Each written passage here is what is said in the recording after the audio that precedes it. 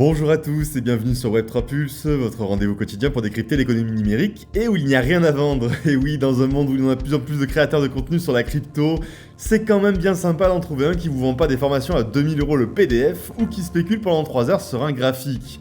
Ici, on est entre passionnés et ça fait du bien. J'espère que vous prenez soin de votre santé numérique. Aujourd'hui, lundi 14 avril, on plonge ensemble dans un week-end noir pour Mantra, une accélération géopolitique sur les paiements et un Web3 qui cherche désespérément à séduire le grand public. Installez-vous confortablement, on va analyser tout ça. Et oui, on ouvre cette session du jour avec un séisme et pas des moindres. Hier soir, le token OM du projet Mantra s'est littéralement effondré, passant de 6,30$ à moins de 50 centimes de dollars en 24 heures. Une chute vertigineuse de plus de 90% qui a foudroyé la capitalisation du projet. Fondu comme neige au soleil, on parle de plus de 6 milliards de dollars partis en fumée. Alors un tel effondrement vous évoque peut-être quelque chose, Luna, FTX, les fantômes qui reviennent hanter la crypto, sauf que cette fois, le nom qui fait trembler les holders, c'est Mantra. Et c'est là que ça surprend parce que Mantra n'est pas un shitcoin obscur sorti de nulle part, c'est une blockchain layer 1 spécialisée dans la tokenisation des actifs réels, le RWA, donc immobilier, centre de données, infrastructures physiques, etc., avec des partenariats solides et des licences officielles. En janvier, ils annonçaient un deal de 1 milliard de dollars avec le groupe Damac, l'un des plus gros conglomérats immobiliers de Dubaï, et en février, ils obtenaient une licence VARA pour opérer aux Émirats Arabes Unis. Jusqu'à samedi, donc, tout allait bien, et le projet surfait sur la vague RWA, les investisseurs suivaient, et OM s'imposait peu à peu comme un token d'avenir. Et puis, le silence radio, le crash. Alors liquidation ou manipulation, on reste dans le flou total. Du côté de l'équipe, on démente toute malversation. Le cofondateur John Patrick Mullin part d'un incident provoqué par une liquidation massive sur une plateforme centralisée, probablement par un gros investisseur qui aurait vu sa position s'effondrer sous le poids de l'effet de levier. Selon lui, l'équipe n'a rien vendu, il l'assure. D'ailleurs, les tokens de l'équipe seraient toujours sous contrôle, il a même publié une adresse de wallet en preuve de bonne foi. Mais voilà, ça ne suffit pas à calmer la communauté, certains observateurs ont remarqué que les transferts suspects vers OKX et Binance pour plusieurs millions de dollars juste avant la chute. Le télégramme du projet a été désactivé, ce qui plonge encore plus l'affaire dans l'opacité. Et surtout, on a des incohérences criantes qui apparaissent, le token affichait une valorisation complètement déconnectée de la réalité, avec une TVL de 13 millions de dollars pour un market cap dilué de plus de 9 milliards. De quoi sérieusement questionner la soutenabilité du modèle. Alors évidemment que non, ce crash n'est pas juste un événement technique, c'est un coup de massue en plein cœur d'un secteur qui veut gagner en maturité. Un rappel brutal que même dans les projets les plus réglo, la confiance peut disparaître en quelques heures. Aujourd'hui, Mantra donc doit bien affronter plus qu'une chute de prix, il s'agit de reconstruire une crédibilité et d'expliquer en toute transparence et surtout de répondre à une communauté qui se sent trahie. Une alerte donc qui nous dit que même les projets les mieux présentés, les mieux régulés peuvent aussi tomber parce que la crypto reste un écosystème en construction, parfois sans filet.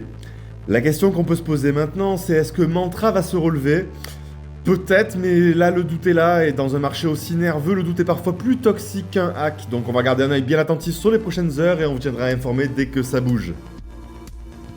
On enchaîne avec une annonce passée presque inaperçue ce week-end qui pourrait bien redessiner en profondeur l'ordre monétaire international. Rien que ça, la Russie, par la voix de son ministre des Affaires étrangères Sergueï Lavrov, vient d'annoncer une extension stratégique sur le réseau BRICS-Pay, ce système de paiement alternatif qui vise à se passer de SWIFT, le réseau interbancaire dominé par les puissances occidentales. Et ce qui change aujourd'hui, c'est que BRICS-Pay ne sera plus réservé aux seuls membres du groupe BRICS, les pays tiers pourront s'y connecter dès son lancement. Une nouvelle qui à elle seule symbolise un changement d'époque, car BRICS-Pay n'est plus simplement un outil technique, c'est un levier géopolitique, une arme douce destinée à renforcer l'autonomie financière des économies émergentes et contourner les sanctions occidentales en réduisant la dépendance au dollar. Bref, à redonner du poids à ceux qui étaient jusque-là contraints de jouer selon les règles d'un système monétaire qu'ils ne contrôlaient pas. Techniquement, qu'est-ce que propose BRICS-Pay ? Le système repose sur l'interconnexion des infrastructures de paiement nationales, MIR pour la Russie, RuPay pour l'Inde, CIPS pour la Chine et potentiellement d'autres réseaux locaux. L'idée est de permettre aux pays participants d'effectuer des transactions dans leur monnaie locale, sans passer par le billet vert. Mais cette ouverture aux pays tiers change tout, elle transforme une initiative régionale en projet global et met sur la table un véritable concurrent à SWIFT pour de nombreuses nations en quête d'indépendance financière. C'est une voie de contournement donc assez crédible, notamment pour les États sous sanction ou les économies dollars dépendantes qui cherchent à sécuriser leurs flux. On parle ici d'un système monétaire multipolaire, un monde où plusieurs blocs économiques disposent de leurs propres canaux de paiement, en dehors de l'influence américaine ou européenne. BRICS-Pay pourrait alors devenir l'épine dorsale d'un nouvel ordre économique, notamment si sa robustesse technique et son interopérabilité sont au rendez-vous. Alors bien sûr, tout n'est pas encore joué, il reste des défis colossaux, les frictions internes au sein des BRICS, notamment entre l'Inde et la Chine, freinent l'idée d'une monnaie commune, et la suprématie du dollar reste écrasante dans les réserves mondiales. Mais l'orientation est claire, le dollar n'est plus le seul au sommet. À moyen terme, cette expansion des BRICS-Pay pourrait accélérer la fragmentation du système financier mondial, avec des blocs régionaux dotés de leurs propres outils, leurs propres alliances, et peut-être un jour leur propre monnaie numérique souveraine.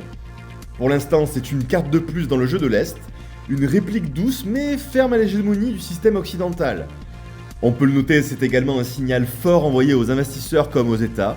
La diversification monétaire n'est plus une hypothèse, c'est une tendance de marché.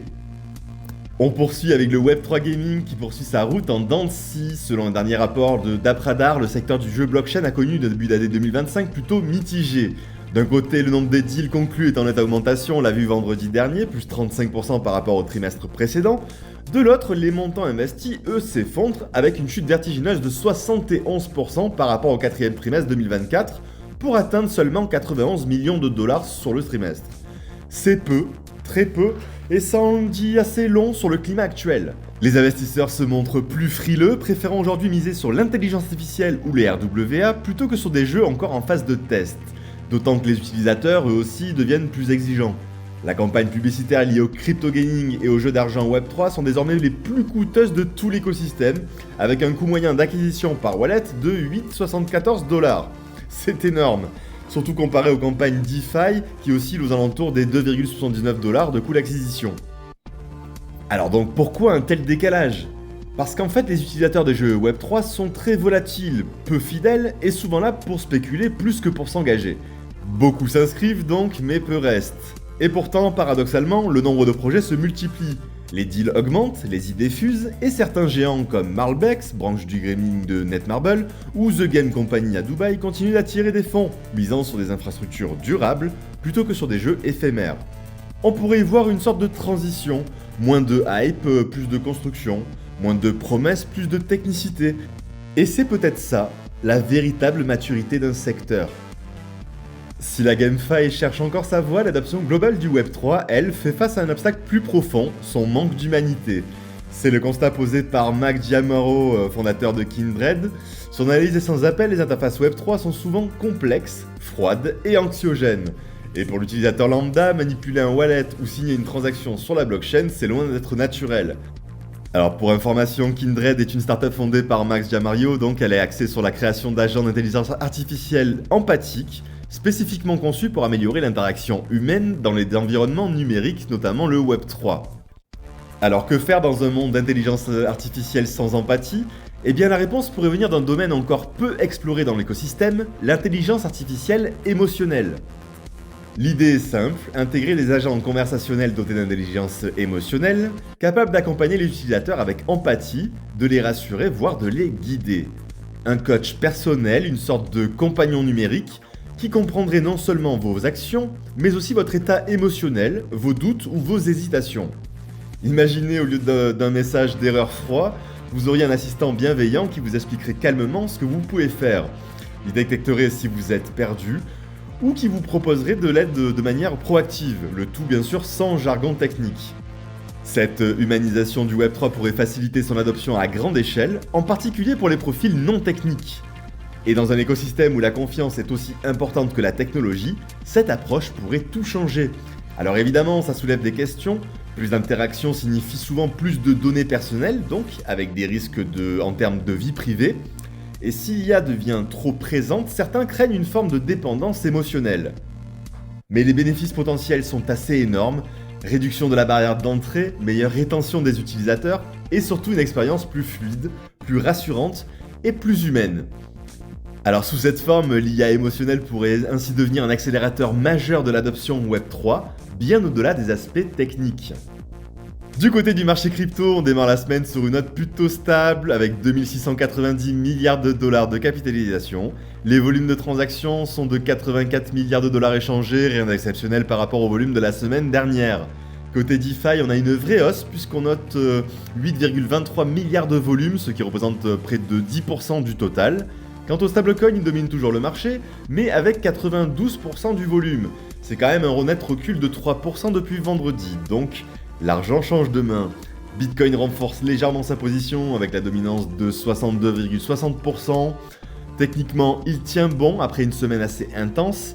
Le BTC a rebondi sur la moyenne mobile 50 jours, nous montrant un signe de force. Sur la lecture technique en 4 heures, il s'est placé au-dessus de toutes ses moyennes mobiles, on tente donc de conserver la tendance haussière à court terme, malgré une tentative de rejet sur la résistance technique. Le scénario le plus probable serait une phase de consolidation ou de latéralisation avant un potentiel nouveau mouvement haussier, si les signaux macro et géopolitiques le permettent bien sûr. Ethereum de son côté reste plus discret mais montre une structure similaire, son comportement reste très corrélé au BTC bien sûr, sans donner pour l'instant de signaux clairs de reprise. Les altcoins à surveiller cette semaine, c'est XRP pour commencer, qui est identifié comme le token clé à suivre en ce moment. S'il repart à la hausse, il pourrait entraîner une vague positive sur l'ensemble du marché. Solana entame un début de rebond timide, s'approchant de sa moyenne mobile 50 périodes. Pendle pourrait bien bénéficier indirectement de la chute de Mantra bien sûr, avec un mouvement de rotation des capitaux vers d'autres projets RWA, jugés bien entendu plus fiables. Et enfin, on a Jami qui a explosé la semaine dernière avec plus de 70% de hausse, montrant des signaux techniques très solides qui pourraient en faire l'un des leaders du moment. En résumé, malgré le choc Mantra, le marché crypto tient le cap, Bitcoin reste dans une dynamique de fond plutôt saine et les altcoins retrouvent des couleurs. Tout l'enjeu cette semaine sera de confirmer ce rebond technique et d'observer si la tendance peut se poursuivre avec des volumes soutenus. Voilà, c'est tout pour moi. Si vous avez aimé cette analyse, merci de jouer le jeu. Pensez à liker, commenter et vous abonner pour ne rien rater. On se retrouve dès demain pour l'analyse de l'actu. D'ici là, tradez prudemment, holdez intelligemment et surtout ne vous laissez pas manipuler par vos émotions. A très vite sur WebTrapulse.